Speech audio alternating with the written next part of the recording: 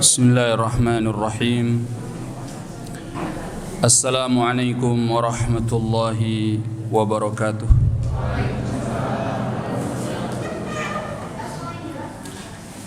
Innal hamdalillah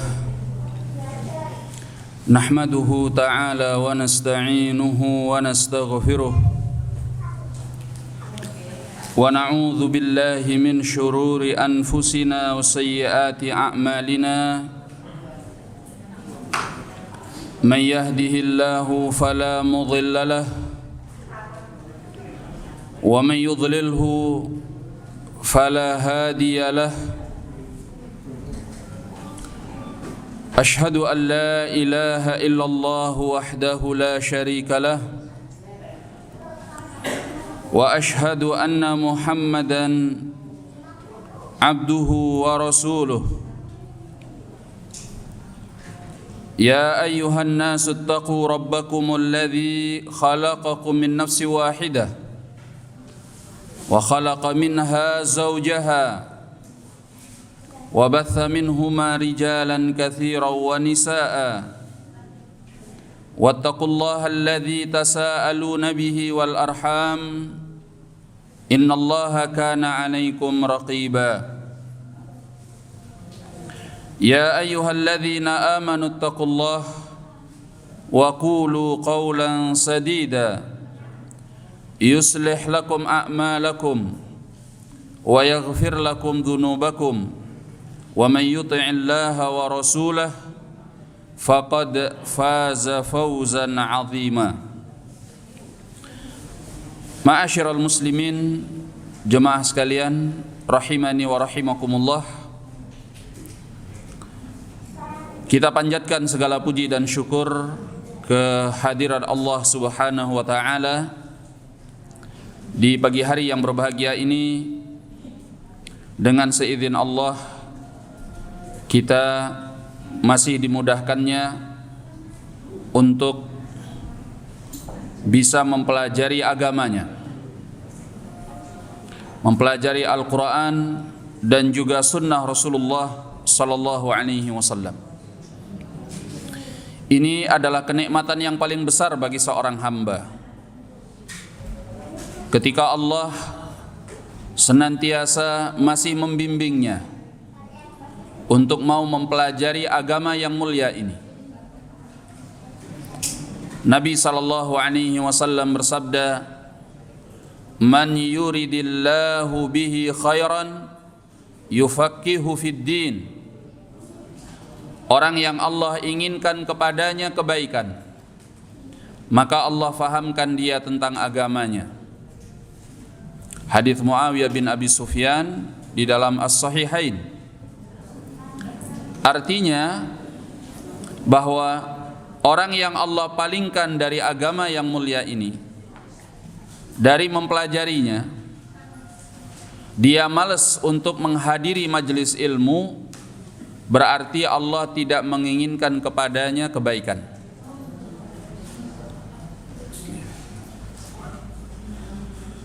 Kemudian tak lupa pula semoga selawat dan salam juga senantiasa tercurahkan kepada Nabi besar kita Nabi Muhammad sallallahu alaihi wasallam, kepada keluarganya, sahabatnya, dan juga setiap orang yang mau mengikuti sunnahnya sampai datangnya hari kiamat. Dalam hadis Abi Hurairah yang dikeluarkan oleh Imam Al-Bukhari di dalam sahihnya, Nabi sallallahu alaihi wasallam bersabda, "Kullu ummati yadkhulunal jannah." Seluruh umatku itu masuk ke dalam surga. Illa man aba, kecuali orang yang enggan, yang memang tidak mau masuk ke dalam surga. Lalu para sahabat bertanya, "Ya Rasulullah, wa man aba?" Ya Rasulullah, siapakah orang yang enggan itu? Maka beliau bersabda, "Man ata'ani dakhalal jannah." Orang yang mau taat kepadaku, mau mengikuti sunnahku, mau menjalankan tuntunanku, dakhalal jannah, maka dia masuk ke dalam surga. Wa man asani faqad aba. Namun barang siapa yang durhaka kepadaku, tidak mau mengikuti sunnahku, atau tidak mau menjalankan tuntunanku, maka dialah orang yang enggan masuk ke dalam surga. Ma'asyiral muslimin, jemaah sekalian rahimani wa rahimakumullah. Pada pagi hari ini kita akan membahas tentang tafsir dari surat Al-Mulk, juz yang ke-29 dari Al-Quranul Karim.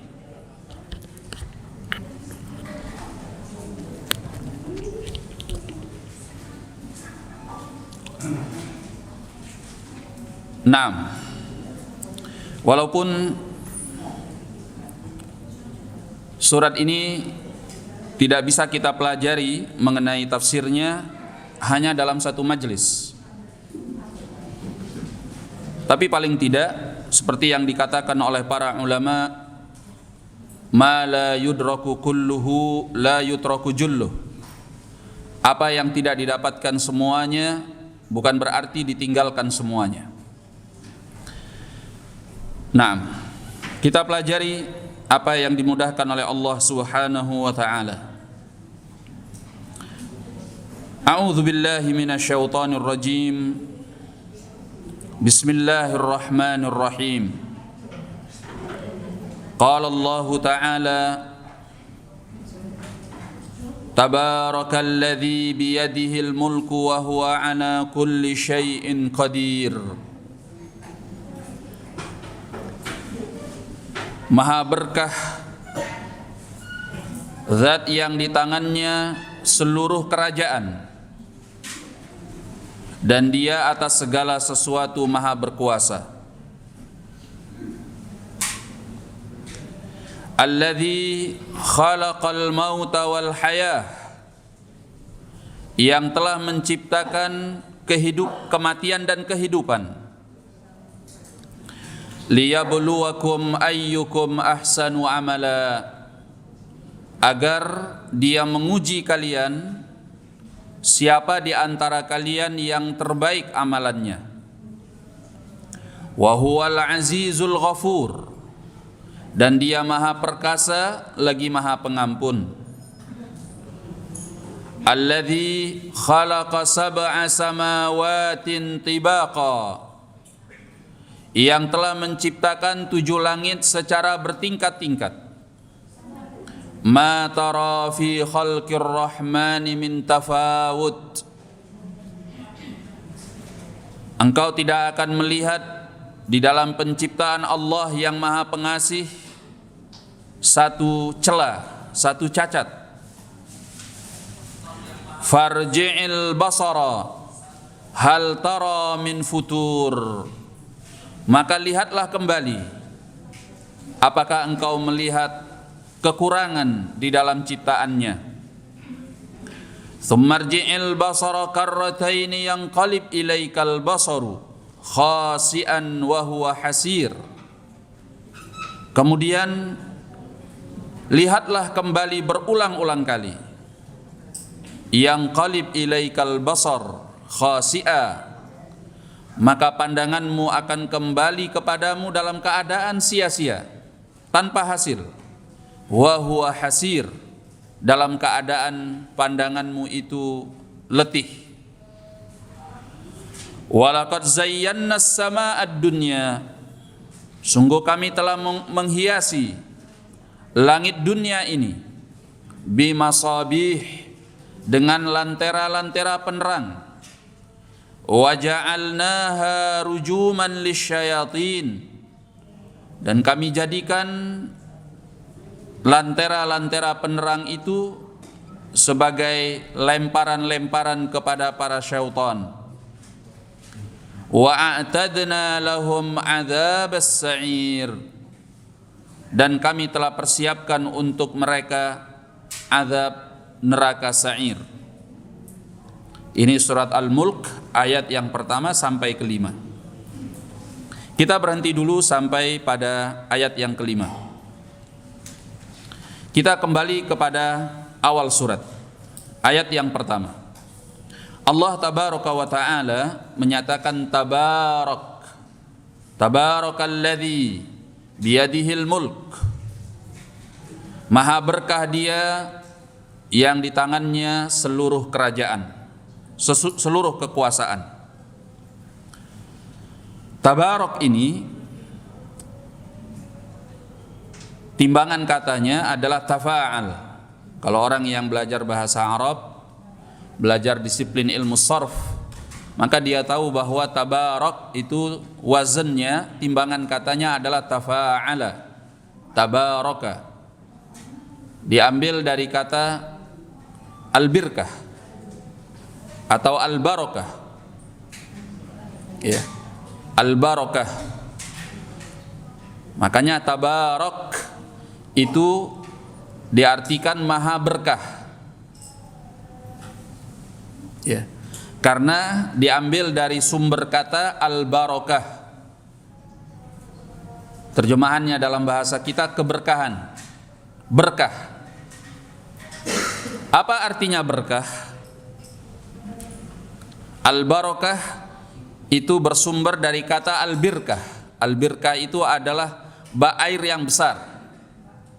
Kalau kita ke kamar mandi, lalu kita lihat ada bak air yang besar, maka itu disebut dalam bahasa Arab al-birkah. Ada dua sifat yang menonjol pada sebuah bak air yang besar. Bak air yang besar itu pertama di dalamnya ada air yang banyak. Berarti ada al-kathrah, banyak. Iya. Yang kedua ada sifat ats-tsubut, bahwa airnya menetap, tidak mengalir. Maka al-barakah, keberkahan itu mempunyai dua sifat ini. Dikatakan sebagai berkah ketika kebaikannya banyak. Al khairu fihi katsir. Yang kedua, bahwa kebaikannya menetap, tidak hilang, terus menerus ada, sabit. Ya. Berarti kebaikannya al khairu fihi katsir wa thabit. Kebaikannya banyak dan permanen. Itu adalah al-berkah, al-barakah, atau yang dalam bahasa kita disebut dengan berkah. Makanya ulama mendefinisikan al-barakah yaitu kathratul khairi wa thubutuhu fi syai', kebaikan yang banyak dan permanen pada sesuatu, itu disebut dengan berkah. Ya. Misalnya ada madu mereknya Al-Barakah gitu ya. Kalau madu itu ternyata banyak kebaikannya, madunya murni, asli, sehingga memberikan kesegaran tubuh, ya, orang yang meminumnya segar, sehat, kuat, ya, semangat. Kemudian kebaikan ini selalu ada kalau dia meminum madu tersebut. Berarti madu itu memang berkah, sesuai dengan namanya. Taib. Kalau madu tersebut ternyata madu palsu, ya, ternyata isinya adalah gula, ya, nggak sehat sama sekali, yang minum malah diabetes, itu tidak bisa dikatakan bahwa madunya mengandung berkah, ya, berarti namanya tidak menunjukkan isinya. Maka itulah yang disebut dengan al-barakah.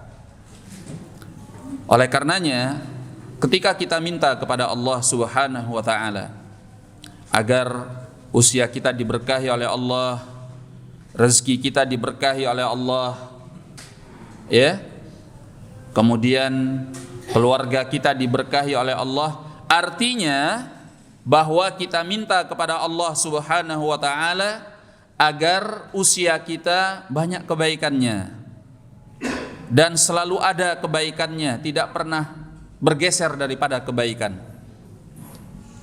Begitu juga rezeki, ya. Begitu juga keluarga, sehingga usia yang berkah mungkin gak panjang. Tapi apabila usia itu diberkahi oleh Allah Subhanahu wa taala dengan usia yang singkat, banyak kebaikan yang bisa kita perbuat. Ya. Karena umurnya berkah. Dia sibuk dengan ibadah kepada Allah, ya, salat, puasa, sedekah dengan apa yang dia mampu, belajar menuntut ilmu, ya. Maka usianya walaupun singkat tetapi penuh dengan berkah. Prestasi kebaikannya banyak. Allah yang menilainya. Ya. Tapi kalau ada anak muda waktunya habis hanya main game, ya, berhari-hari dia main game misalnya, atau ada orang dewasa yang menghabiskan waktunya hanya nongkrong di warung kopi, gosip, atau ibu-ibu sukanya bergunjing sana sini. Kalau sudah ngerasani orang, habis waktunya berjam-jam. Maka yang seperti ini tidak berkah. Ya. Maka usia yang berkah adalah usia yang dipenuhi dengan kebaikan yang selalu ada pada hidupnya. Dia berlomba di dalam kebaikan tersebut. Begitu juga rezeki. Mungkin gak banyak, tidak seperti orang lain yang punya, tapi dengan rezekinya yang sedikit dia bisa mencapai banyak kebaikan.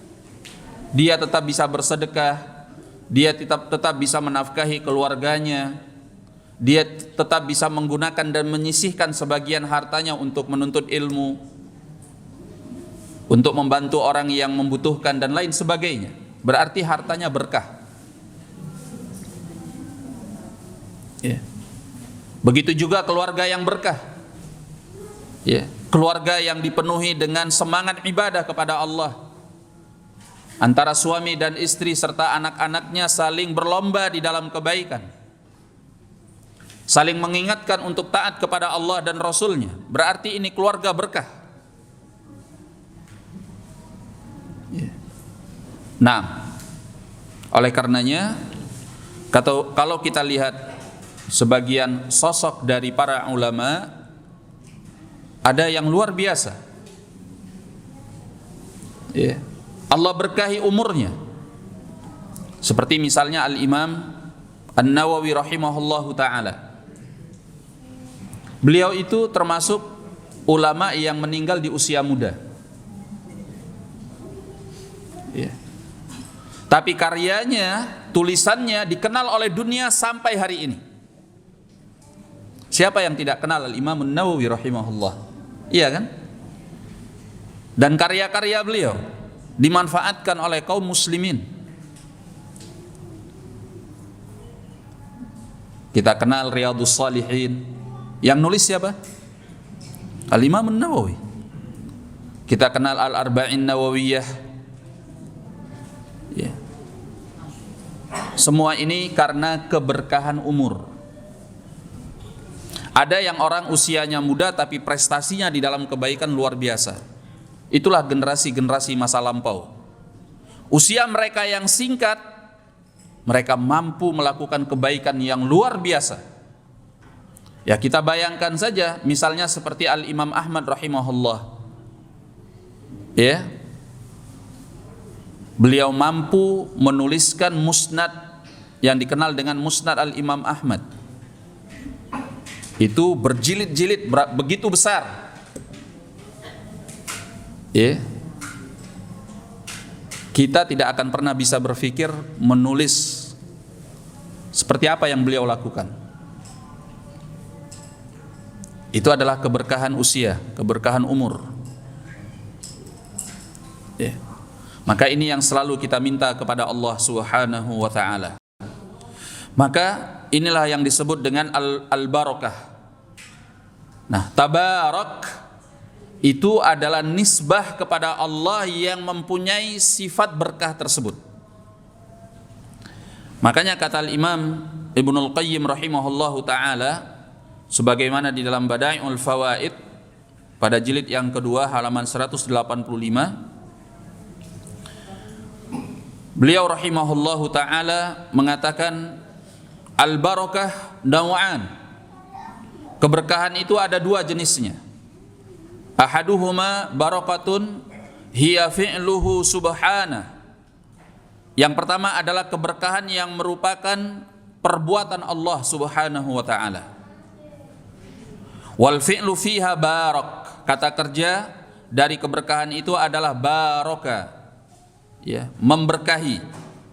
Wa yata'adda bi nafsihi tarah wa bi adati ala tarah wa bi adati fi tarah.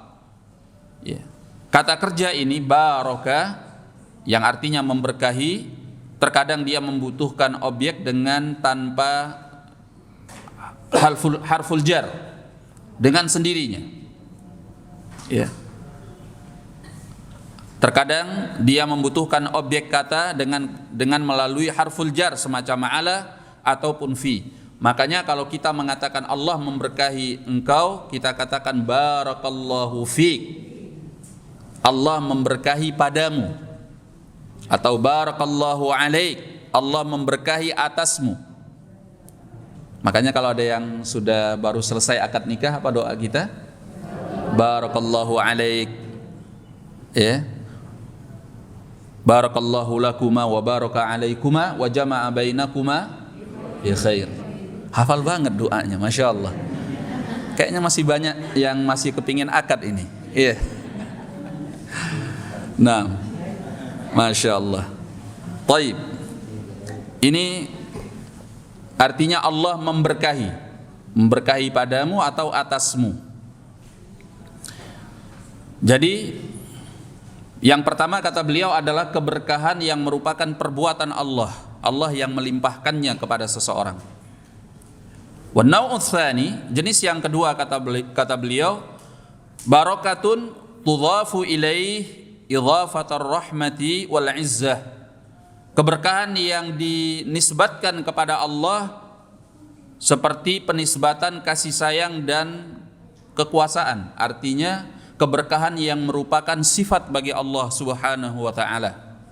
Sebagaimana Allah mempunyai sifat rahmah dan juga kemahaperkasaan. Maka Allah juga mempunyai sifat berkah. Ya, karena sumber dari segala keberkahan itu datangnya dari siapa? Allah. Apapun kebaikan yang kita lihat dimanapun, pada siapapun, maka sumbernya dari Allah Subhanahu wa ta'ala. Makanya dikatakan Allah itu maha berkah. Bahasa Arabnya apa? Tabarak, maha berkah. Ya. Oleh karena itu kata ini tidak boleh disematkan, dipakaikan. Kata kerja ini tidak boleh digunakan untuk makhluk. Kita nggak boleh mengatakan tabarakta ya fulan. Wahai fulan, engkau menjadi sumber berkah, nggak boleh. Atau mempunyai sifat berkah. Karena sifat berkah yang memilikinya hanya Allah Subhanahu wa ta'ala. Ya. Maka kata tabarak itu hanya pada Allah tabaraka wa ta'ala. Yang mirip dengan ayat ini seperti yang Allah firmankan di dalam surat Al-A'raf ayat ke-54. Tabarakallahu Rabbul Alamin. Ya, artinya Allah maha berkah sebagai penguasa alam semesta. Datang di dalam ucapan Nabi Isa alaihi salam pada surat Maryam ayat ke-31. Ya, Allah ceritakan tentang ucapan Nabi Isa alaihi salam Beliau menyatakan wa ja'alani mubarakan ainama kunt, dan dia menjadikanku diberkahi dimanapun aku berada. Ya, di sini Nabi Isa alaihi salam sebagai objek, artinya yang diberi berkah, bukan sumber berkah. Ya. Oleh karenanya sifat berkah itu hanya milik Allah Subhanahu wa taala. Namun kita bisa saja diberi berkah oleh Allah tabaraka wa taala. Ya. Maka seperti ucapan Nabi Isa alaihi salam wa ja'alani mubarakan ainama kunt, dia menjadikanku penuh berkah dimanapun aku berada. Sebagian ulama mengatakan, kenapa Nabi Isa itu dipenuhi dengan berkah dimanapun beliau berada? Karena beliau adalah mualliman lil khair, orang yang selalu mengajarkan kebaikan. Dan kebaikan yang kita ajarkan dari agama yang mulia ini adalah sumber berkah. Karena berkah itu datangnya dari Allah. Kalau kita sampaikan agamanya, kita ajarkan orang kebaikan, maka siapapun yang mengamalkan kebaikan itu dia mendapatkan berkah, karena agama ini adalah syariat yang diturunkan oleh Allah untuk menjadi berkah bagi manusia. Ya, contohnya kita makan. Kalau kita amalkan ajaran Islam, kita makan dengan tangan kanan, sehingga syaitan gak ikut makan sama kita, ya kan? Kemudian kita mulai dengan al-basmalah, bismillah, ya, seperti ajaran Nabi SAW kepada anak tirinya Umar bin Abi Salamah, kul biyaminik samillah wa kul biyaminik, ya, sebutlah nama Allah dan makanlah dengan tangan kananmu.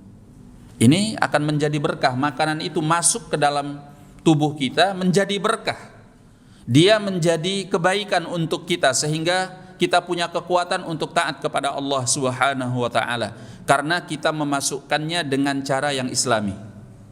Lah kalau cara kita memasukkannya saja sudah dengan tangan kiri, ya, artinya bahwa syaitan ikut bersama kita, kemudian kita pun tidak menyebutkan nama Allah, pantas saja kalau kemudian orang yang seperti ini malas untuk ibadah karena makanannya enggak berkah, dia tidak mengikuti tuntunan Islam dalam tata cara makan.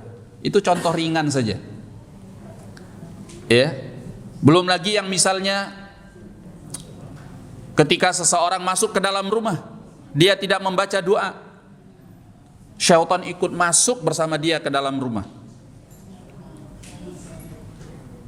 ya. Setelah itu dia datangi istrinya, ya, dia dekati pasangannya, kemudian mereka bercengkrama, lalu berhubungan badan, gak baca doa, kemudian dari itu menghasilkan anak, istrinya mengandung, ya, ya pantas saja kalau kemudian Allah tabaraka wa ta'ala tidak menjadikan anaknya sebagai anak yang terlindungi dari keburukan-keburukan. Ya, ini semua karena tidak adanya berkah dari Allah. Kenapa tidak ada berkah dari Allah? Karena dia tidak mengikuti tata cara Islam di dalam kehidupannya. Nah, maka sumber berkah itu adalah Allah Subhanahu wa ta'ala. Makanya di awal ayat ini Allah katakan tabarak. Apa artinya? Maha berkah. Ya. Memang ada pernyataan lain dari sebagian ulama semacam Al-Imam Ibnu Jarir menafsirkan bahwa tabarak, kata beliau, ay ta'azama wa ta'ala, maha agung dan maha tinggi dia. Ya. Sebagian ulama mengatakan bahwa tabarak ay taqaddasa, maha suci, maha kudus kalau katanya orang Kristen, ya. Artinya maha suci.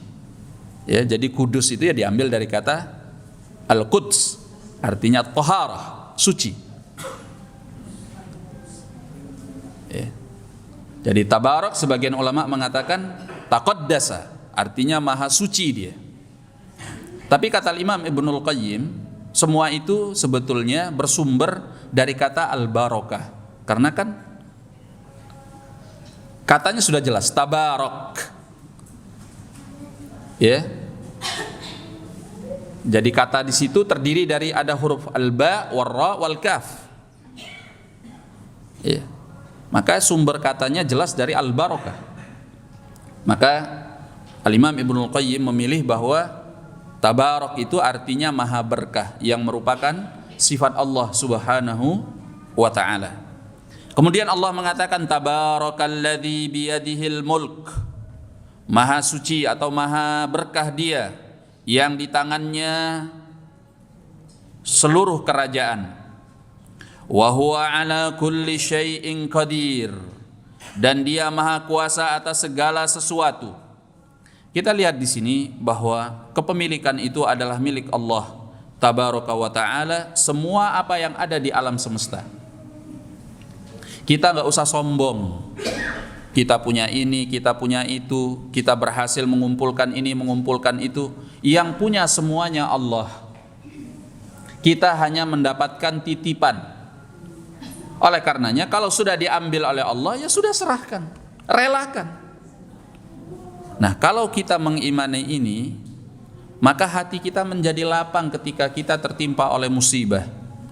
Apapun yang diambil oleh Allah, rumah yang diambil oleh Allah, ya, kendaraan yang diambil oleh Allah, bahkan keluarga kita yang terdekat, yang tersayang, bila diambil oleh Allah, kita terima.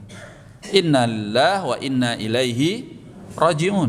Sungguhnya kita adalah milik Allah dan kepadanya kita akan berpulang. Ada seorang wanita hebat di masa Nabi SAW, yaitu ibunya Anas bin Malik, Ummu Sulaim radhiyallahu taala anha. Ini wanita hebat. Ya, ketika suaminya yaitu Abu Talha, bapak tirinya dari Anas bin Malik radhiyallahu an, suatu saat Anas bin Malik ini ketika punya adik tiri, tentunya Abu Talha sangat menyayangi anaknya. Ketika dia pergi perjalanan jauh, dia tinggalkan istrinya bersama anaknya. Ternyata Allah mengambil anaknya.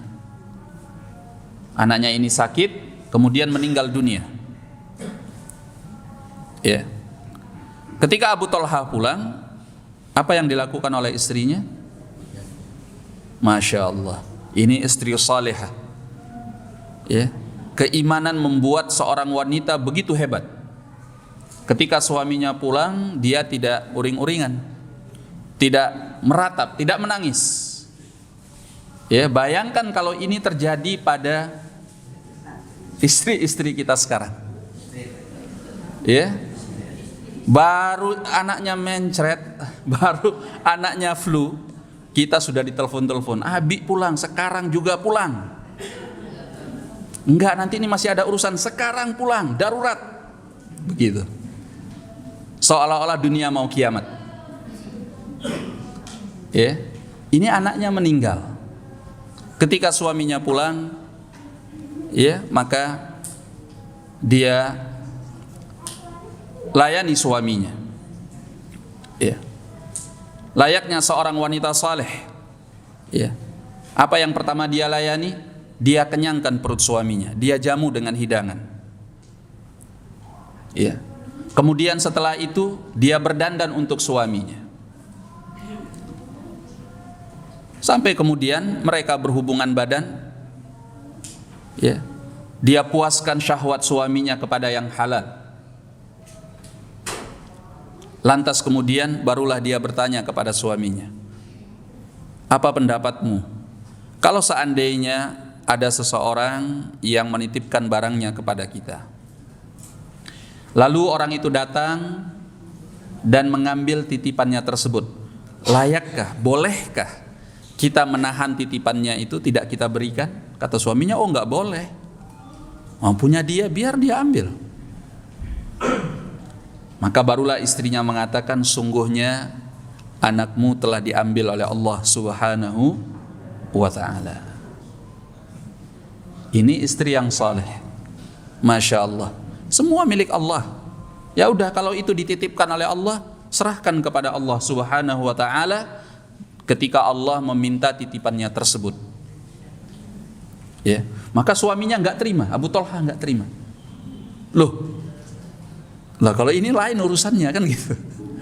Kemudian Abu Thalhah mengadukan permasalahannya kepada Nabi sallallahu alaihi wasallam. Ya. Maka Nabi alaihi salatu wassalam bertanya kepada Abu Thalhah, apakah tadi malam kalian berdua melakukan hubungan badan, melakukan hubungan suami istri? Kata Abu Thalhah, iya. Maka beliau mendoakan berkah. Semoga Allah berkahi pada malam kalian berdua. Apa yang terjadi setelah itu? Mereka diberi anak, sekitar 9 anak, ya, yang semuanya adalah penghafal Al-Quran. Itu keberkahan. Makanya kalau sesuatu diambil oleh Allah yang menjadi miliknya, udah serahkan aja. Kalau kita rela, kita ikhlas, ya, kemudian dengan hati yang lapang kita serahkan urusannya kepada Allah Tabaraka wa Ta'ala, diganti oleh Allah dengan yang lebih baik. Kadang kita ini nggak sabar, sehingga kita uring-uringan, kita marah, kita panik, bahkan kita cela Allah, berburuk sangka kepada Allah. Bukannya lebih baik, malah musibah itu menambahi kita kemurkaan dari Allah Tabaraka wa Ta'ala. Maka ini pelajaran penting ikhwani ma'asyiral muslimin rahimani wa rahimakumullah. Bagaimana keberkahan itu dilimpahkan oleh Allah kalau kita pasrah kepadanya. Makanya di dalam ayat ini Allah katakan tabarakalladzi biyadihil mulk. Maha berkah Allah, di tangannya seluruh kepemilikan, seluruh kekuasaan, seluruh kerajaan. Dia yang mengaturnya.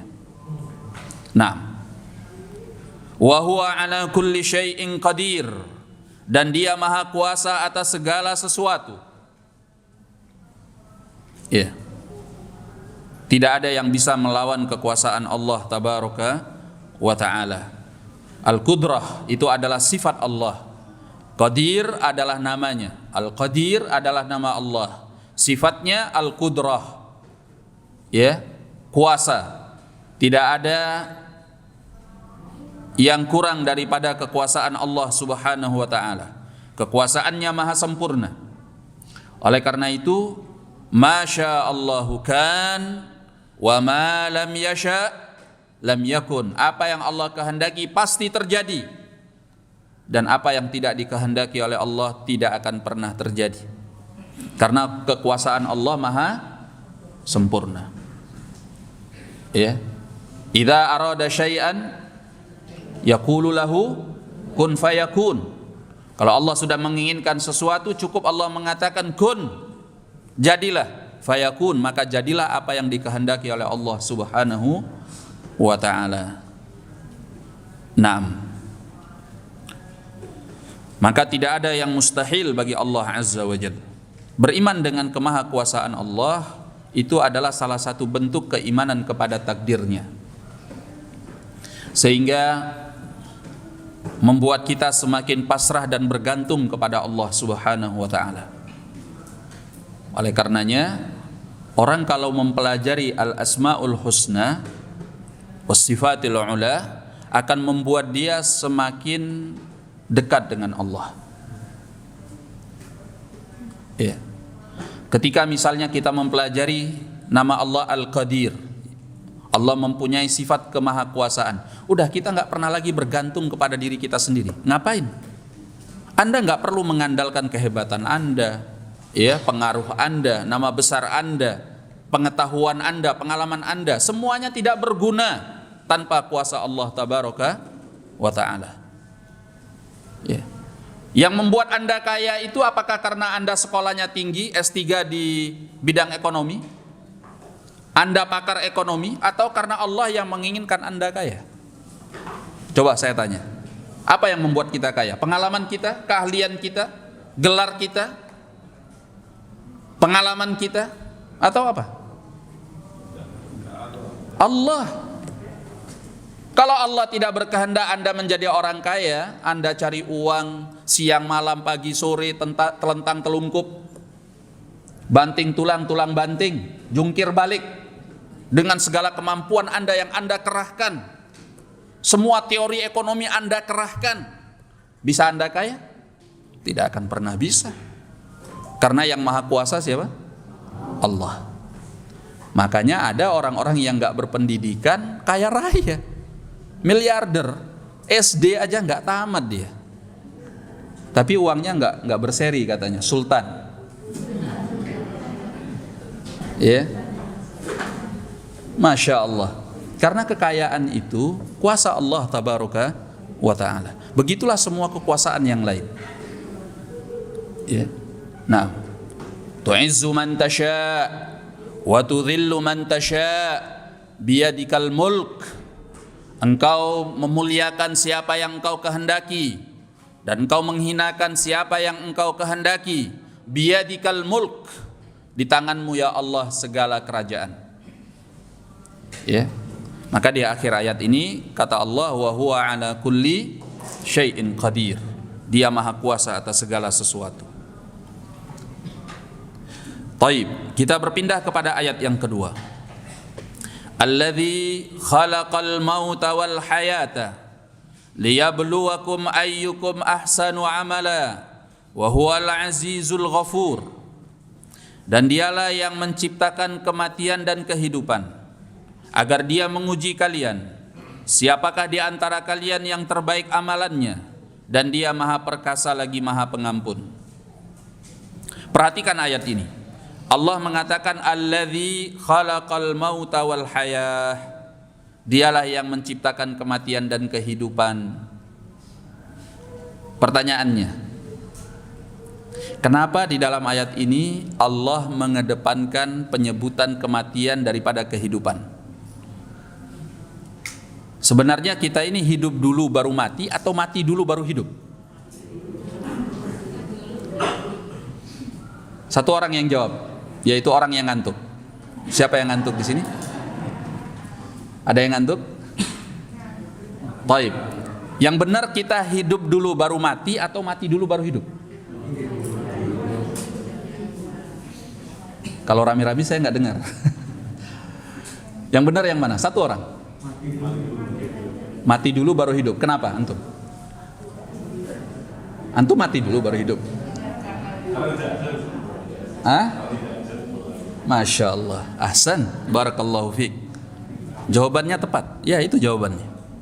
Karena kita kan nggak ada dulu, baru ada. Nggak ada itu sama dengan kematian. Makanya Allah katakan alladzi khalaqal mauta wal hayah. Dialah yang menciptakan kematian dan kehidupan. Karena ketidakadaan itu, atau yang dalam bahasa Arabnya disebut dengan al-adam bil ain, ya. Al-adam, ketidakadaan, itu adalah sama dengan kematian. Nah, taib.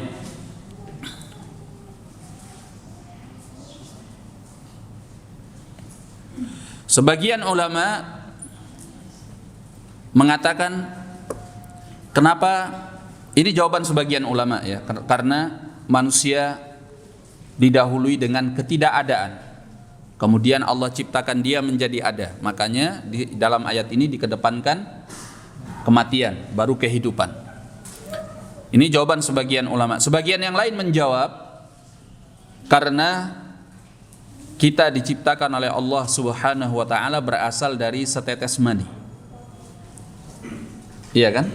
Kemudian 40 hari berikutnya menjadi segumpal darah. Kemudian 40 hari berikutnya segumpal daging. Baru setelah 120 hari dihembuskan padanya nyawa. Sebagaimana dalam hadis Abdullah bin Mas'ud dalam As-Sahihain. Ya. Berarti segala sesuatu yang belum dihembuskan padanya nyawa, hidup atau mati? Mati. Berarti kita dimulai dengan kematian dulu, baru setelah itu ada kehidupan. Karena prosesnya seperti tadi. Itu jawaban sebagian ulama. Nah, sebagian yang lain mengatakan bahwasanya dikedepankan kematian daripada kehidupan di dalam ayat ini karena Allah tabaraka wa ta'ala ingin menunjukkan kemahaperkasaannya dan kekuasaannya. Ya, karena sebelumnya kan Allah katakan wa huwa ala kulli syai'in qadir, dan Dia maha kuasa atas segala sesuatu. Maka Allah ingin menunjukkan kekuasaannya bahwa segala yang mati bisa dihidupkan oleh Allah. Bila Allah berkehendak, tidak ada yang tidak mungkin. Ya. Maka yang tadinya kita tidak ada diadakan oleh Allah. Ya, diberi kehidupan oleh Allah Subhanahu wa taala untuk menunjukkan kemahakuasaan Allah. Allah mampu dan berkuasa untuk berbuat apapun juga dengan sekehendaknya, tanpa ada yang mampu menghalangi kehendak Allah tabaraka wa taala tersebut. Nah, ini beberapa jawaban dari para ulama. Ya, semuanya bisa dikatakan benar, nggak ada yang salah. Ya, sehingga jawaban-jawaban ini menunjukkan betapa luasnya ilmu para ulama kita di masa lampau. Barakallahu fikum. Baik.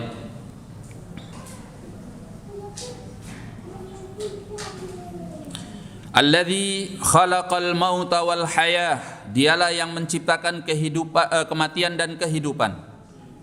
Apa tujuan Allah menciptakan kematian dan kehidupan tersebut? Allah ungkap di dalam ayat ini. Dalam lanjutannya Allah katakan liyabluwakum ayyukum ahsanu amala, agar Allah uji kalian siapa yang paling terbaik amalannya. Amalan itu bukan yang paling terbanyak, tapi siapa yang paling terbaik. Ayatnya nggak salah, ya. Seperti yang Allah firmankan di dalam ayat ini, Allah katakan liyabluwakum ayyukum ahsanu amala, agar Allah uji siapa di antara kalian yang hasan amalnya, yang baik amalnya, atau yang terbaik amalannya, bukan yang terbanyak. Karena amalan banyak tidak menunjukkan baik. Sekarang saya tanya, kalau ada orang sholatnya banyak, puasanya banyak, sedekahnya banyak, hajinya banyak, bahkan umrohnya banyak, apakah itu baik? Belum tentu. Iya enggak? Ya kalau dia asal sholat, asal puasa, asal ibadah, apakah itu baik? Tidak. Karena agama ini sudah ada aturannya, ada tuntunannya. Misalnya ini ada orang sholat subuh 4 rakaat, ngapain 2 rakaat? Saya mampu 4 rakaat kok. Kan 4 rakaat lebih banyak daripada 2 rakaat. Apakah 4 rakaat itu baik? Enggak. Kalau ada orang sholat subuh dengan 4 rakaat dan dia meyakini bahwa itu benar, dia bisa keluar dari Islam. Karena dia mengubah-ubah agama yang sudah baku dari Allah dan Rasulnya. Ya. Jadi bukan masalah banyak. Amalan itu bukan masalah banyaknya. Ibadah itu bukan masalah banyaknya, tapi masalah apakah ini baik atau tidak. Nah, dari mana kita tahu ukuran baiknya? Maka di sini ada ucapan Al-Imam Fudail bin Iyad rahimahullahu taala yang sangat terkenal. Ya. Di mana Al-Imam Fudail bin Iyad rahimahullahu taala mengatakan ahsan wa amala, yang terbaik amalannya akhlasuhu wa aswabuh.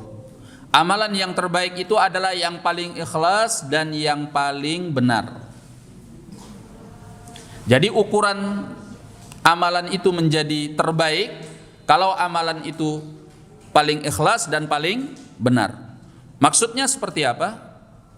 Maka ditanyakan kepada beliau, ya Aba Ali, ma akhlasuhu wa aswabuh? Apa maksudnya yang paling ikhlas dan paling benar? Qala innal amala, sungguhnya amalan itu idza kana khalisan wa lam yakun shawaban lam yuqbal. Amalan itu kalau hanya mengandalkan keikhlasan tetapi tidak benar, maka amalan itu tidak diterima oleh Allah. Wa idza kana shawaban wa lam yakun khalisan lam yuqbal. Demikian pula kalau amalan itu hanya mengandalkan benarnya tetapi tidak ikhlas, juga tidak diterima oleh Allah Subhanahu wa taala. Hatta yakuna khalisan shawaba. Amalan itu diterima oleh Allah apabila amalan itu ikhlas dan benar. Ya. Wal khalis ma kana lillah. Dan yang ikhlas itu kata beliau adalah yang niatnya karena Allah. Was-shawab, dan yang benar ma kana 'ala sunnah. Yang benar kata beliau adalah yang mengikuti tuntunan sunnah Rasulullah sallallahu alaihi wasallam. Nah, ini ukurannya. Maka ini kaidah di dalam beramal. Ya. Ngapain kita beramal banyak kalau tidak ikhlas? Sedekahnya banyak tapi tidak ikhlas, percuma. Ya, salatnya banyak tapi tidak ikhlas, percuma. Makanya salaf di masa lampau mereka berusaha untuk menyembunyikan amal. Ya, untuk menjaga keikhlasan. Maka amal apapun yang bisa kita sembunyikan, terutama amalan yang memang punya dampak kepada orang lain, seperti sedekah. Sebab keikhlasan padanya itu sulit. Ya. Kalau kita sedekah, orang akan memuji kita, orang akan menyanjung kita, kemudian nama kita terkenal sebagai orang yang baik, yang pemurah, yang dermawan dan sebagainya. Keikhlasan padanya sulit. Iya kan? Oleh karenanya, salah satu golongan yang dinaungi oleh Allah pada hari kiamat kelak, pada hari yang tidak ada naungan kecuali naungan Allah, adalah orang yang menyembunyikan sedekahnya. Ya. La ta'lamu shimaluhu ma anfaqat yaminu. Tangan kirinya bahkan tidak tahu apa yang diinfakkan oleh tangan kanannya. Jadi sedekah itu bila perlu kita nggak sadar kalau kita sedekah, kita sembunyikan. Pertama supaya kita tidak mengungkit-ungkitnya, yang kedua supaya kita terlepas dari godaan-godaan sanjungan pujian manusia. Disembunyikan. Ya. Supaya kita juga tidak mengungkit-ungkitnya. Kalau sudah memberi ya udah, nggak usah diingat-ingat. Ya. Nah, ini yang jadi masalah kan, kalau kita memberi kalau nggak diingat sakit hati gitu ya. Pinginnya dicatat. Ya. Dan diingat jasanya. Kamu jangan sembarangan mengusir saya dari masjid ini. Saya dulu punya jasa membangun masjid ini. Lah, ikhlas enggak tuh kayak gitu? Ya. Kalau orang ikhlas, suatu saat mungkin dia bermasalah dengan masjid. Bahkan mungkin, ya na'udzubillah ya, nas'alullah as-salama wal afiyah. Mungkin ada orang lain yang masuk ke masjid itu, kemudian dia berhasil menguasai masjid, lalu dia dijauhkan dari masjid. Ya. Ya udah, kalau orang ikhlas nggak usah diingat-ingat. Ngapain? Ya kalaupun seandainya dia mempertahankan masjid itu bukan karena dia pernah berjasa pada masjid itu, karena dia ingin bahwa masjid itu tetap dipakai untuk beribadah sesuai dengan sunnah Rasulullah sallallahu alaihi wasallam. Itu saja. Kalau ternyata yang megang orang lain, dia misalnya nggak dianggap lagi sebagai takmir masjid. Nah, ini sering jadi masalah nih. Nggak lagi dianggap sebagai takmir masjid. Padahal dia dulu berjuang dari awal untuk masjid itu. Ya, dari awal dia ngenceleng untuk masjid, misalnya gitu. Biasanya kan orang sakit hati. Waduh, kok saya dikeluarkan dari takmir, kok saya nggak dianggap sebagai takmir. Nah, kalau kita ikhlas nggak usah diingat-ingat. Jasa itu nggak usah kita ungkit-ungkit. Ngapain? Kalau kita ikhlas, ya udah, yang namanya beramal karena Allah ya sudah. Ya, kita nggak peduli apapun sikap manusia kepada kita dari amal tersebut. Itu ikhlas namanya. Niat kita murni karena Allah Subhanahu wa taala. Nah, ini yang sulit. Makanya keikhlasan itu nggak gampang. Nah, amal menjadi amalan yang baik kalau dia ikhlas. Maka upayakanlah untuk menyembunyikan amalan selama kita bisa. Sebagian salaf itu dia bangun di tengah malam menangis karena Allah. Dia menghamba beribadah kepada Allah selama 40 tahun, bahkan istrinya nggak tahu. Bantalnya itu basah dengan air mata, dia menangis karena Allah. Istrinya tidur di sebelahnya nggak pernah tahu kalau dia di setiap malam menangis karena Allah. Itu salaf. Sebagian mereka selama 40 tahun dia puasa sunnah, bahkan keluarganya di rumah nggak pernah tahu dia puasa sunnah. Karena setiap pergi di pagi hari dia bawa bekal untuk sarapan.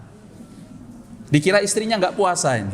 Dia bawa bekal untuk sarapan, sampai di pasar dia bagikan ke orang di pasar, dia beri sedekah kepada orang lain dengan bekal sarapan yang tadi dia bawa. 40 tahun nggak ada yang tahu. Itu kehebatan keikhlasan orang di masa lampau. Makanya kalau bisa kita sembunyikan, kita sembunyikan.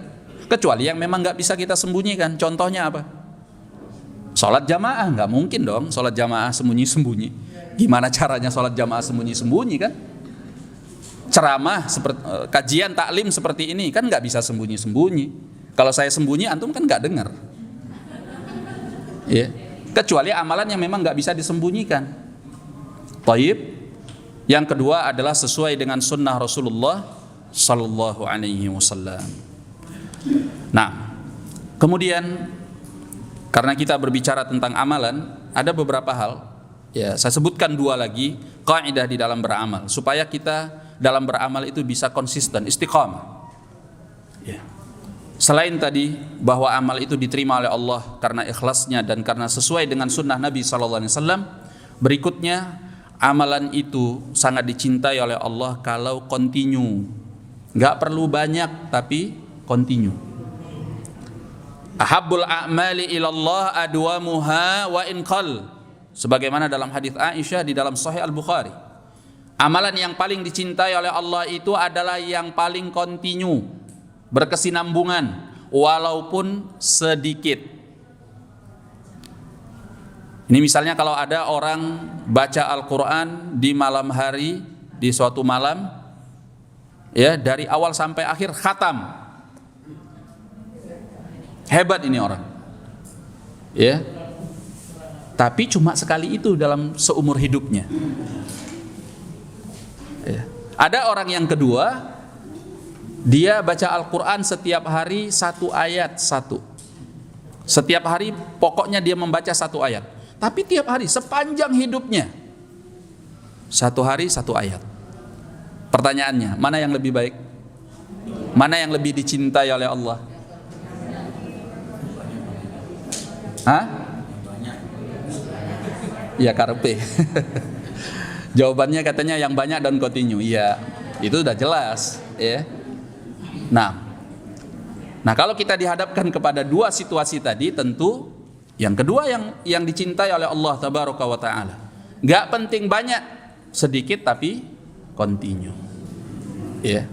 Makanya kata Nabi sallallahu alaihi wasallam, "I'malu ma tutiqun." Ya.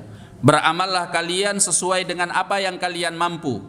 Fa innallaha la yamal hatta tamallu.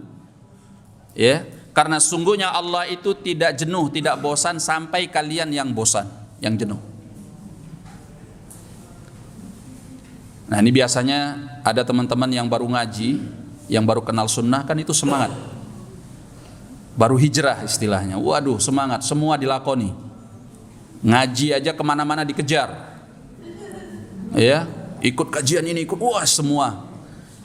Tapi nanti sampai suatu saat mandek, hilang semangatnya, berhenti.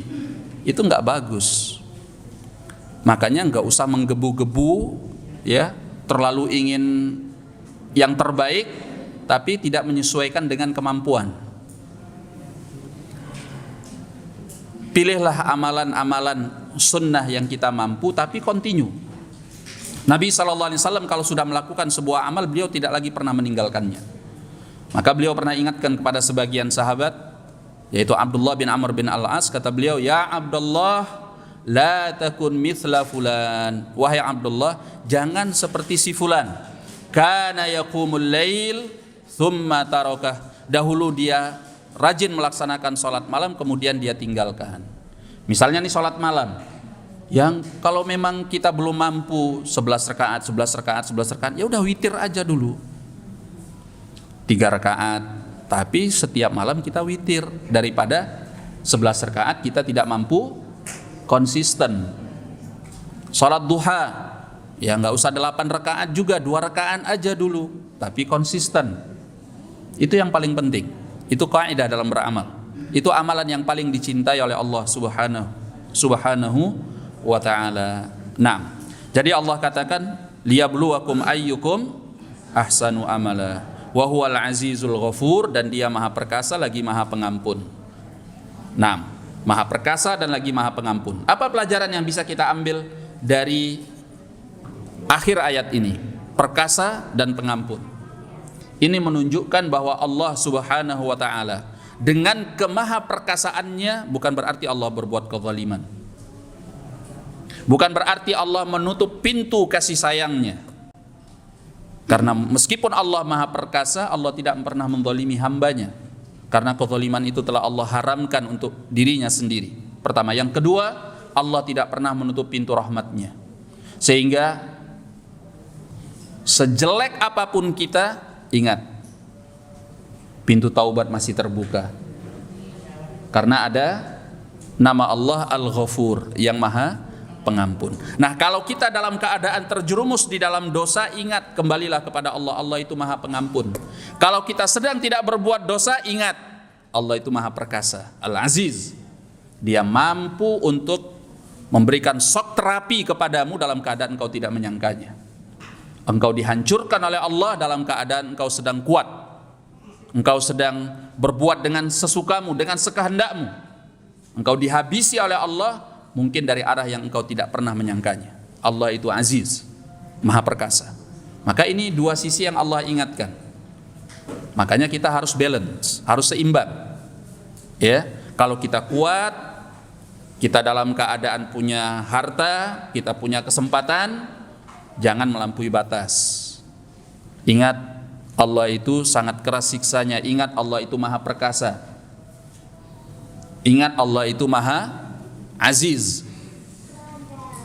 Tapi kalau dalam keadaan kita sedang lemah, kita sedang sakit, kita sedang duka, kita sedang dalam keadaan terpuruk, ingat kasih sayang Allah Subhanahu wa ta'ala.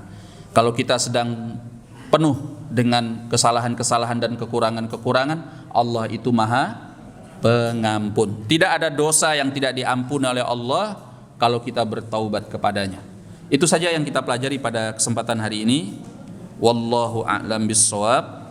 Ya, saya mohon maaf kalau ada hal-hal yang kurang. Saya mohon ampun kepada Allah Subhanahu wa ta'ala. Astaghfirullah. Walhamdulillahi rabbil alamin. Nah,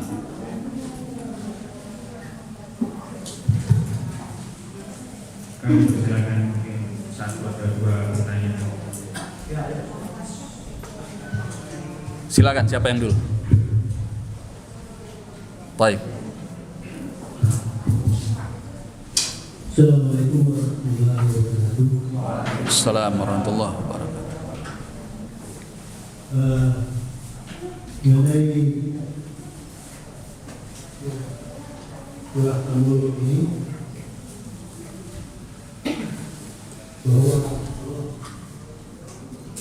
akan manusia dimati dan dihidupkan, dan itu menguji kita siapa yang percaya iman. Nah, sebelumnya itu ada juga di surat yang ke-18 Al-Kahfi ayat 7. Di sana juga disebutkan, tapi di sini lebih menguji mereka untuk siapa di antara mereka yang terkait perbuatannya. Saya bacakan terimanya. Kenapa? Terimanya jaga. Itu ayat Al-Kahfi. Al-Kahfi ayat ke-7. Iya. Sesungguhnya kami akan menjadikan apa yang di bumi sebagai perhiasan baginya, agar kami menguji mereka siapakah di antara mereka yang terkait perbuatannya. Nah,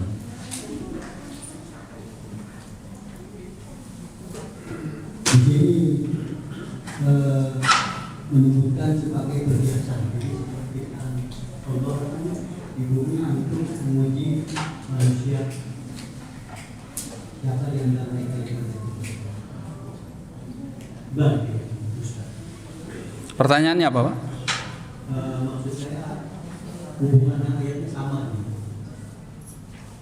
Inna ja'alna ma 'alal ardi zinatan laha linabluwahum ayyuhum ahsanu amala. Iya.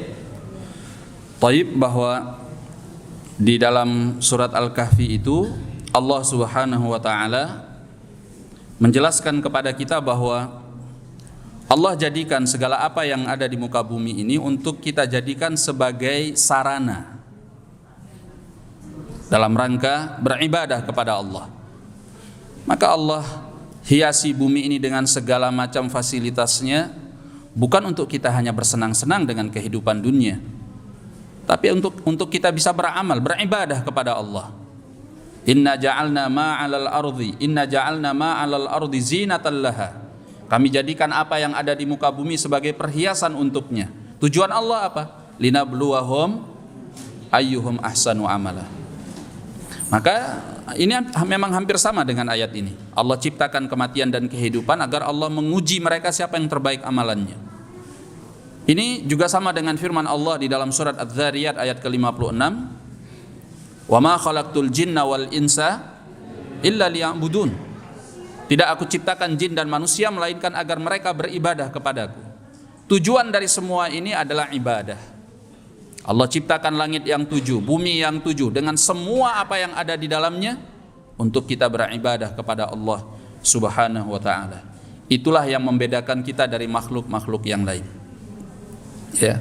Makanya Allah sangat mengecam orang-orang yang tidak mau beribadah kepada Allah, dilalaikan dengan kehidupan dunia. Nah, makanya ayat ini kalau kita cermati secara lebih dalam, kita bisa membahasnya dari berbagai macam sisi. Penafsirannya bisa panjang. Barakallahu fikum. Nah, wallahu a'lam. Silakan. Assalamualaikum warahmatullahi wabarakatuh. Ini mengenai kisah Sulaim, Ustaz. Jadi bagaimana sikap suami yang ketika di luar itu dia macan, gitu. Tapi ketika datang di rumah dia menjadi kucing. Ini maksudnya apa nih? Harus dipahami dulu. Dia di luar itu garang, Ustaz. Suami itu kalau keluar garang. Tapi begitu dimasuk datang ke rumah jadi kucing.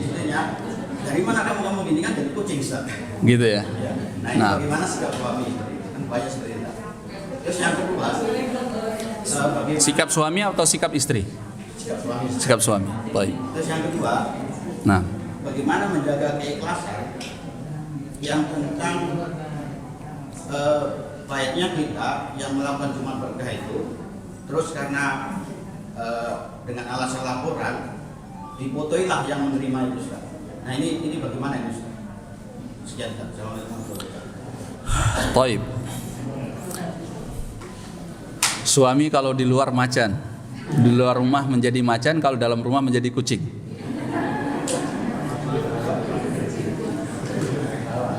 Ya, sebenarnya barakallahu fikum, suami yang baik memang suami yang memikirkan tentang kebaikan keluarganya, sabar kepada istrinya. Ini saya bawakan sebuah kisah. Ada seseorang yang dia di dalam rumahnya habis ribut dengan istrinya. Dia, ya biasa perempuan kalau udah marah ya, semua keluar. Wah, habis. Gitu ya. Akhirnya dia berniat, saya ingin laporkan masalah ini kepada Umar ibn al-Khattab. Waktu itu di masa kekhilafan Umar ibn al-Khattab. Maka dia datang ke rumah Khalifah Umar ibn al-Khattab radhiyallahu anhu. Begitu dia mendekat kepada rumah Umar ibn al-Khattab, dia dengar dari jauh Umar dicaci maki oleh istrinya. Nah, akhirnya dia mengurungkan niat. Lalu dia ingin kembali pulang. Rupanya Umar sudah melihat dia. Maka dia dipanggil oleh Umar ibn al-Khattab. Ya, masya'nuk, apa urusanmu? Kenapa engkau datang? Lalu dia ceritakan masalahnya, kisahnya. Lalu dia katakan, tetapi wahai Amirul Mukminin, aku mendengar engkau sedang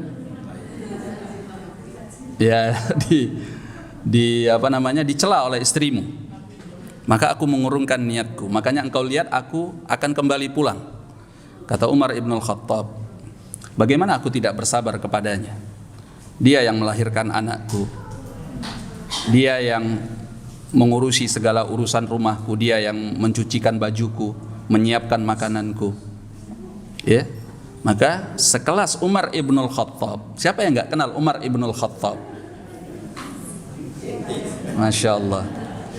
Setan aja kalau berpapasan dengan Umar ibn al-Khattab di satu gang, maka syaitan akan mencari jalan lain, kan begitu?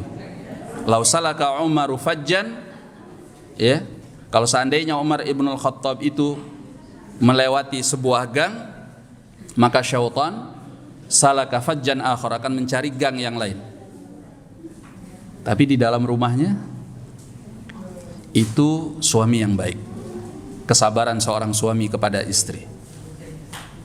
Ya, jadi nggak ada salahnya juga kalau kucingnya itu, ya, karena dia memikirkan kemaslahatan, menghormati, menjaga keutuhan rumah tangganya.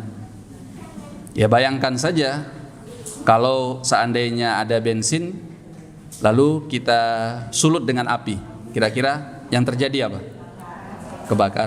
Kebakaran kata ibu-ibu. Nah, jadi ya memang di dalam sebuah rumah tangga itu kan harus ada saling pengertian ya. Kalau istrinya sedang naik, ya suaminya harus turun. Kalau suaminya sedang naik, istrinya harus turun. Kalau dua-duanya sama-sama naik, emosi, ya akan terjadi hal-hal yang tidak diinginkan. Nah, itulah yang sering kemudian menjadi keretakan rumah tangga, terjadi perceraian dan lain sebagainya. Nah, sebetulnya kita sebagai laki-laki ini bukanlah dikatakan kita sebagai orang yang kuat karena kita bisa melampiaskan amarah. Mentang-mentang kita laki-laki, kita punya kekuatan, kita punya kuasa, kita merasa bahwa kita adalah kepala rumah tangga, merasa terinjak-injak kehormatan kita kalau istri kita mengkritik kita. Atau mungkin dia karena capek kemudian dia marah kepada kita, kemudian kita juga membalas amarah yang lebih dahsyat. Itu bukan menunjukkan bahwa kita lelaki kuat, justru itu adalah lelaki lemah.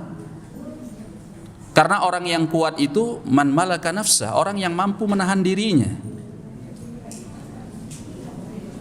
yang mampu menahan amarahnya. Makanya orang-orang yang mampu menahan amarah itu dipuji oleh Allah di dalam Al-Quran secara umum. Wal kadhiminal ghaidha wal afina 'anil nas.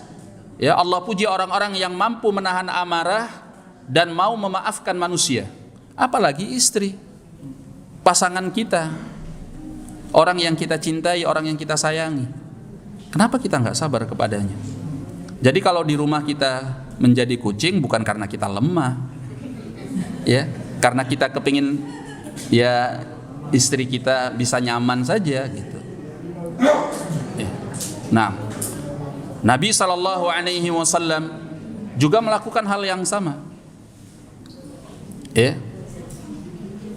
Apakah Nabi SAW kemudian tidak pernah menghadapi situasi seperti itu? Pernah. Ya.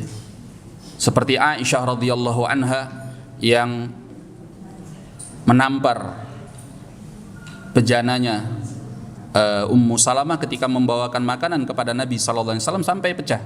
Nabi hanya tersenyum. Itu di hadapan Nabi SAW. Jadi ada istrinya Ummu Salamah ingin memberi makanan kepada Nabi, sama Aisyah ditamplek, plak, pecah. Nah, bayangkan kalau itu kita, dua-duanya disikat sekalian ya. Tapi Nabi SAW hanya tersenyum. Beliau menyatakan gharat ummukum, ibu kalian sedang cemburu. Itu Rasulullah SAW. Jadi kita sebagai laki-laki, ya, bukanlah kekuatan kita dengan kita melampiaskan amarah, justru kekuatan kita, kalau Anda laki-laki sejati, Anda mampu menahan amarah dan mengendalikan diri. Nah, itulah akhlak yang dipuji di dalam Al-Quran dan di dalam sunnah Rasulullah sallallahu alaihi wasallam. Nah, jadi kalau yang dimaksud menjadi kucing adalah dia sabar kepada istrinya, ya itu memang semestinya. Nah, wallahu a'lam bissawab. Namun bukan berarti kemudian istri, nah ini kita bicara di sisi yang lain. Ya. Bukan berarti seorang istri kemudian dengan mudahnya, dengan gampangnya dia menjatuhkan kehormatan suaminya. Ya, dikit-dikit marah, dikit-dikit ngambek, dikit-dikit ngerajup. Ya. Dan perempuan kalau sudah marah semuanya diungkit. Ahli sejarah mereka. Ya, kecil-kecilnya nggak ada yang lupa. Antum sudah lupa, antum nggak ingat sudah. Hah? Anda pernah gitu ya? Kalau antum ingin tahu track record antum, buat istri marah. Ya, mereka akan ceritakan dari A sampai Z, seharian penuh nggak selesai-selesai. Iya. Makanya kenapa para wanita itu menjadi penduduk api neraka yang terbanyak? Ya. Kathratu ahlin nar itu adalah an-nisa. Kata Nabi sallallahu alaihi wasallam, wa ra'aitu aktsara ahliha an-nisa. Aku lihat kepada api neraka itu dan penduduknya yang paling terbanyak adalah wanita. Kenapa? Karena mereka itu yakfurnal ashir, suka ingkar kepada suaminya, kepada kebaikan suaminya. Yukthirnal la'an wa yakfurnal ashir. Mereka banyak mencela, ya. Kemudian banyak mengingkari suaminya. Kalau sudah marah semuanya umpatan, caci maki keluar. Ya. Dan ingkar kepada kebaikan suaminya, seolah-olah suaminya ini nggak ada baik-baiknya. Dasar brengsek gitu ya. Laki-laki bejat. Aku nyesel nikah dengan kamu. Waduh. Wis panjang urusannya sudah. Ya, semua diungkit-ungkit dari awal nikah sampai saat itu, nggak ada yang ketinggal. Yakfurnal ashir. Ya. Makanya diibaratkan oleh Nabi sallallahu alaihi wasallam bahwa ketika wanita itu mengingkari suaminya, dia katakan lam ara fika khairan qat. Aku nggak pernah lihat ada kebaikan pada dirimu sedikit pun. Nah, itu dia mengingkari kebaikan suaminya. Makanya seorang wanita ya juga harus menahan amarahnya. Ya. Ketika dia marah, ketika dia nggak senang sama suaminya, ketika dia kecewa dengan suaminya, maka janganlah dia melupakan kebaikan-kebaikan suaminya. Ya. Jangan dia menghabisi suaminya sedemikian rupa sampai nggak ada kebaikannya. Tapi kalau sudah senang, waduh, ya. Nah, itu wanita. Oleh karenanya, supaya para wanita tersebut tidak menjadi penduduk api neraka, dia harus menjadi wanita. Sebetulnya wanita itu masuk surganya kan gampang ya. Pertama dia taat kepada Rabbnya dan taat kepada suaminya, jaga sholat, jaga puasa, ya, jaga kehormatan dirinya, jaga harta suaminya, maka dia masuk surga. Kata Nabi SAW, dari pintu surga mana yang dia suka. Nah, maka kuncinya adalah dari sebuah rumah tangga itu harus balance. Ya, dari kedua belah pihak. Wallahu a'lam bissawab. Nah, ada yang masih mau bertanya? Baik. Silakan dulu. Ustaz menjelaskan bahwa Allah itu memberi berkah pada orang yang beribadah, orang yang menjalankan perintah Allah dan Rasulnya, dan orang yang menjalankan kebaikan kepada Allah. Tapi di sini Allah memberi berkah pada non-muslim sehingga dia menjadi kaya raya, dia yang mau pasti keturunan. Padahal dia tidak beribadah pada Allah dan tidak menjalankan perintah Allah dan Rasulnya. Terima kasih. Assalamualaikum warahmatullahi wabarakatuh. Assalamualaikum warahmatullahi wabarakatuh. Masya Allah, pertanyaan yang luar biasa, yang cukup baik. Nah, kenapa ya orang-orang kafir itu diberi harta oleh Allah Tabaraka wa Ta'ala sehingga harta tersebut cukup banyak, berlimpah ruah, sehingga dia bisa beli ini, beli itu dengan sekehendaknya. Pertama yang harus kita pahami bahwa keberkahan itu bukan identik dengan harta benda. Keberkahan itu adalah sebuah kebaikan ilahi, ya, yang menjadi kemanfaatan bagi orang yang mempunyainya dan bagi orang yang berada di sekitarnya. Ya, dia adalah kebaikan ilahi yang menjadi kemanfaatan. Nah, orang kafir ketika diberi oleh Allah harta benda yang melimpah ruah, itu bukan berkah. Karena dengan harta benda itu Allah Subhanahu wa taala ingin membuat dia semakin jauh di dalam kekafirannya, semakin yakin dengan keingkarannya. Justru itu adalah tipu daya Allah kepada orang kafir tersebut. Makanya kata Allah di dalam Al-Qur'an, sanastadrijuhum min haitsu la ya'lamun. Kami akan mengulur waktu kepada mereka dari arah yang mereka tidak menyangkanya. Wa umli lahum, dan aku akan curahkan pemberianku kepada mereka. Inna kaidi matin, tapi tipu dayaku, kata Allah, adalah sesuatu yang sangat kuat. Jadi jangan disangka itu berkah, itu tipu daya dari Allah tabaraka wa taala, supaya dia semakin jauh dari Allah, semakin dia yakin dengan kekafiran dan keingkarannya, tapi balasannya di akhirat kelak dia akan semakin terpuruk di dalam siksa-siksa Allah Subhanahu wa ta'ala. Dan jangan disangka pula ketika seorang dilimpahi harta benda oleh Allah dan tidak ada keberkahannya, maka tidak identik. Saya katakan bahwa harta benda itu tidak identik dengan berkah. Ketika seorang diberi harta yang banyak, mungkin saja berkahnya diangkat oleh Allah, sehingga harta yang banyak itu menjadi petaka di dalam hidupnya. Datang banyak masalah dari hartanya, sengketa sama orang, sengketa dengan karib kerabatnya, dengan sanak familinya, bahkan menjadi musibah bagi keluarganya sendiri. Betapa banyak orang yang hancur keluarganya karena harta, karena hartanya nggak berkah. Berkahnya diambil oleh Allah Subhanahu wa ta'ala, gitu, menjadi petaka di dalam hidupnya. Dia disiksa oleh Allah karena harta benda tersebut. Makanya kata Allah dalam surat At-Taubah ayat yang ke-55, fala tu'jibka amwaluhum wala auladuhum, jangan membuatmu kagum harta-harta mereka dan anak keturunan mereka. Innama yuridullah liyu'adzibahum biha fil hayatid dunya, karena Allah ingin menyiksa mereka dengan harta-harta itu di dalam kehidupan dunia. Wa tazhaqa anfusuhum wa hum kafirun, dan nyawa mereka akan hilang nantinya, direnggut oleh Allah dalam keadaan mereka masih kafir kepada Allah. Allah ingin siksa mereka dengan harta itu. Ya, makanya kan sering tuh kita dengar kalau kita melihat pemberitaan-pemberitaan orang kaya raya, tenar, tapi mati dalam keadaan bunuh diri, dia tembak kepalanya sendiri. Banyak kan? Karena harta benda itu menjadi siksa di dalam hidupnya, ketenaran dia menjadi siksa di dalam hidupnya, stres dia. Makanya harta benda yang Allah berikan kepada seseorang itu tidak menunjukkan bahwa dia diberkahi oleh Allah.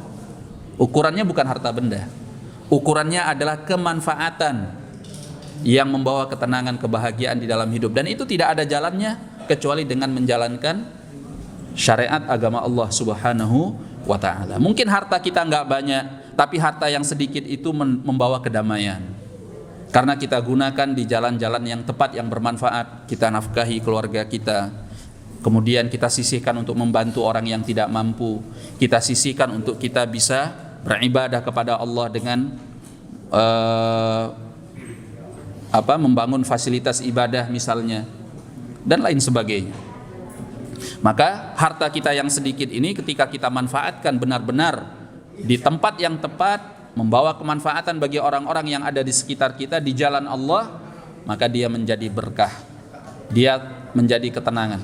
Karena orang yang memberi, kalau dia memberinya ikhlas karena Allah, itu mempunyai kepuasan tersendiri, iman yang meningkat, dan ada kepuasan jiwa di dalamnya. Begitu, wallahu a'lam bishawab. Nah, ya Pak, silakan. Katanya mau tanya tuh. Ya. Bapak itu apakah ada perintah puasa bulan Ramadan, bulan Sya'ban itu? Mau penjelasan. Itu ya. Nah, tidak ada perintah, artinya perintah yang wajib untuk puasa di bulan Sya'ban. Tapi Nabi SAW tidak pernah puasa sebulanan penuh selain Ramadan kecuali di bulan Sya'ban. Nabi tidak pernah puasa sebulanan penuh di selain Ramadan kecuali di bulan Sya'ban. Jadi beliau banyak puasanya di bulan Sya'ban ini. Persiapan untuk Ramadan.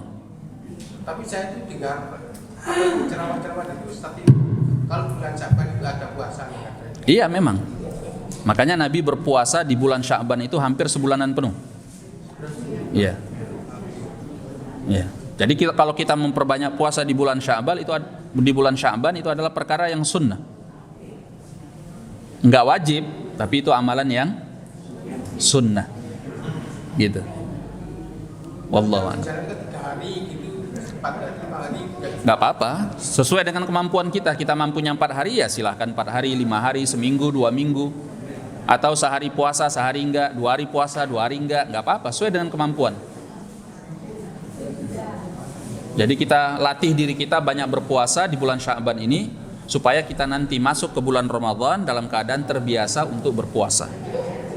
Udah enggak berat lagi puasanya, gitu. Iya. Masya Allah, barakallahu fiik. Nah, ibu-ibu barangkali ada yang... Baik. Kita cukupkan dulu pengajian kita sampai di sini. Billahi taufik. Lebih dan kurangnya saya mohon maaf. Astaghfirullah li wa lakum wa lisairil muslimin. Akhirul kalam. Alhamdulillahirabbil alamin. Assalamualaikum warahmatullahi wabarakatuh.